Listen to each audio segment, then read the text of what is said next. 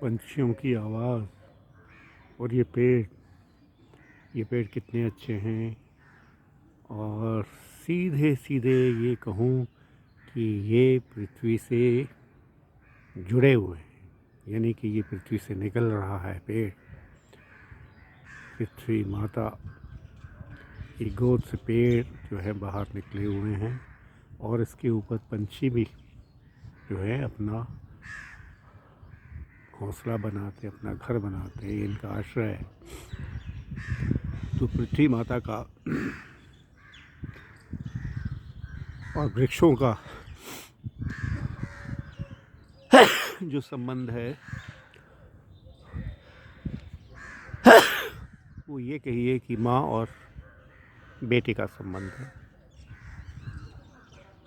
और दूसरा ये पृथ्वी का श्रृंगार है। पेड़ जो है पृथ्वी के श्रृंगार है और ये पृथ्वी माता को सुंदर और एक महान सत्ता का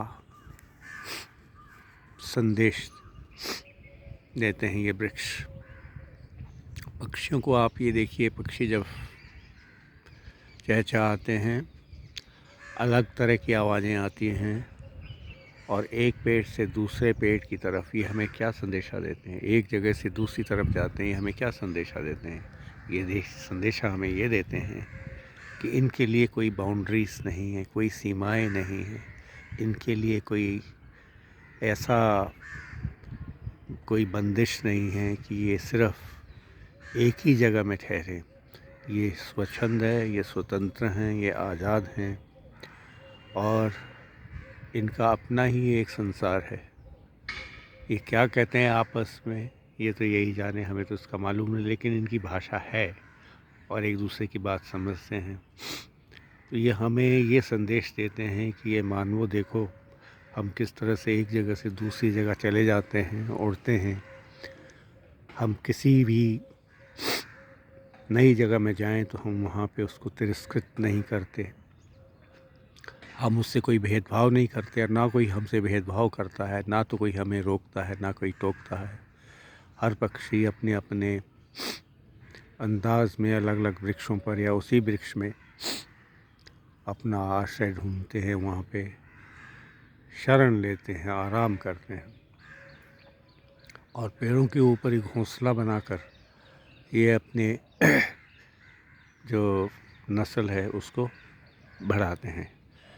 इनसे हमें सबक सीखना चाहिए। ये मानवों के लिए मानव जाति ने अपने आप को बांट के रख दिया। इस पेड़ पर मैं ही बैठूंगा और कोई नहीं बैठेगा और जिस तरह की भाषा मैं बोल रहा हूँ बस वही भाषा बोलनी पड़ेगी और दूसरी कोई भाषा नहीं चलेगी। और ये भी कहते हैं पंछी, ये भी संदेश देते हैं कि देखिए बड़ा और छोटा, कमज़ोर और शक्तिवान, इन सब के लिए पेड़ों के ऊपर, पृथ्वी के ऊपर स्थान है। और कोई किसी के ऊपर, कोई भी पक्षी आपने देखा होगा, आज तक नहीं देखा होगा कि 100 पक्षियों का टोला जो है वह जाके किसी दूसरे पक्ष के ऊपर, दूसरे पक्षियों के ग्रुप के ऊपर, समूह के ऊपर हमला कर दे या लड़ाई झगड़ा करे। यहाँ इनका ना कोई पुलिस है, ना कोई ज़मीन के झगड़े हैं, ना कोई पेड़ के झगड़े हैं, ना चारे के कोई झगड़े हैं।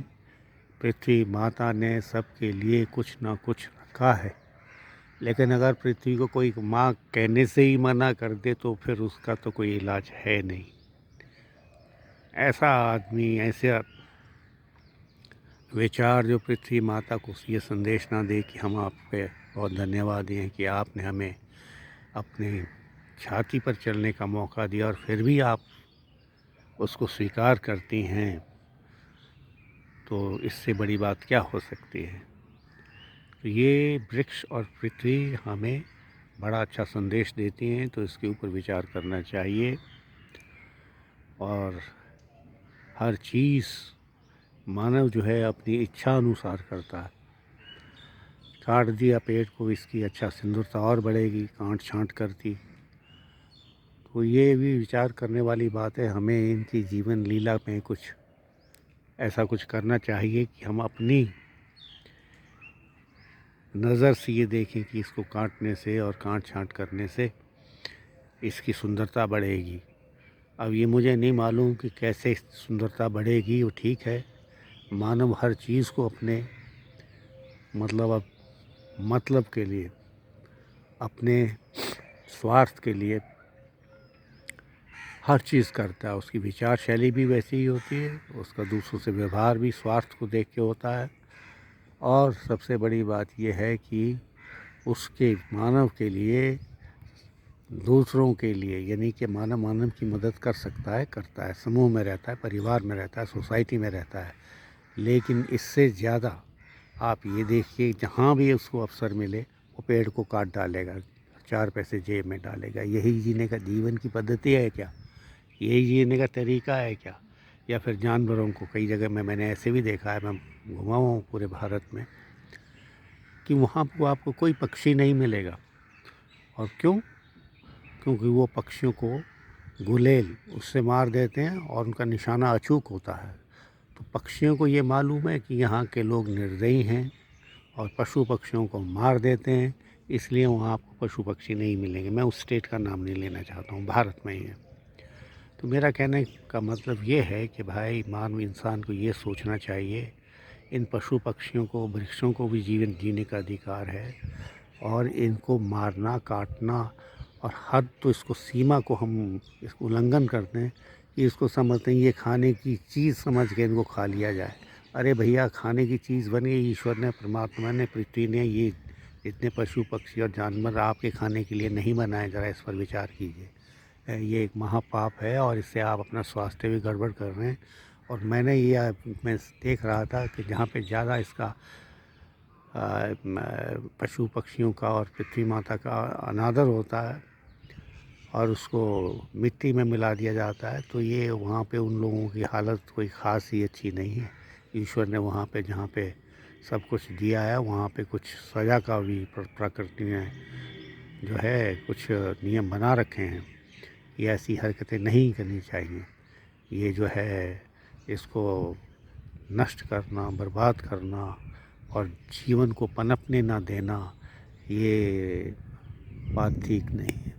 खैर, ये देखिए, सुंदरता देखिए पशु पर, इनकी पेड़ों की, कितना अच्छा लगता है।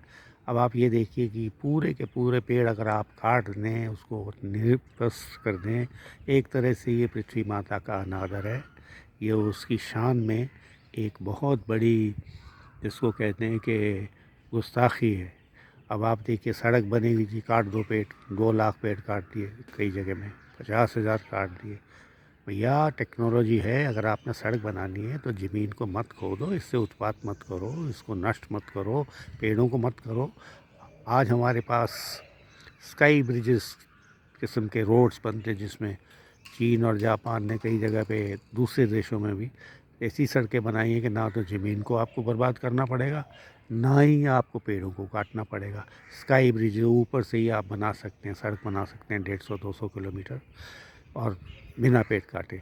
तो इस पे ज़रा ध्यान दीजिए, और लोगों का भी ये फ़र्ज़ बनता है, ये उनकी एक रिस्पॉन्सिबिलिटी है, जिम्मेवारी है कि जहाँ पे भी मिट्टी को खोदा गया, और जिसको विशेषकर पहाड़ों में, और सड़कें बनी, तो ठीक है, बनाइए सड़कें, लेकिन स्काई ब्रिजेस पे बनाइए, और दूसरे उसमें रिटेनिंग वॉल्स वगैरह लगाने चाहिए। सड़क बना दी और दीवारें वहाँ पे सड़क के किनारे, पहाड़ों की मिट्टी पतली है, बारिश हुई और सड़क नीचे, तो ये टेम्परेरी तरह से कि भाई मेरा काम पूरा हुआ, और बिना सोचे समझे काम करना, ये बिल्कुल गलत बात है। आइए हम सब मिलकर अपनी पृथ्वी को और सुंदर बनाएं, इसका धन्यवाद करें, और हम वृक्षों का आदर सम्मान करें, और नए नए पौधे लगाएं, और पशु पक्षियों को भी जीवन जीने का अधिकार दें। धन्यवाद साहब, थैंक यू वेरी मच।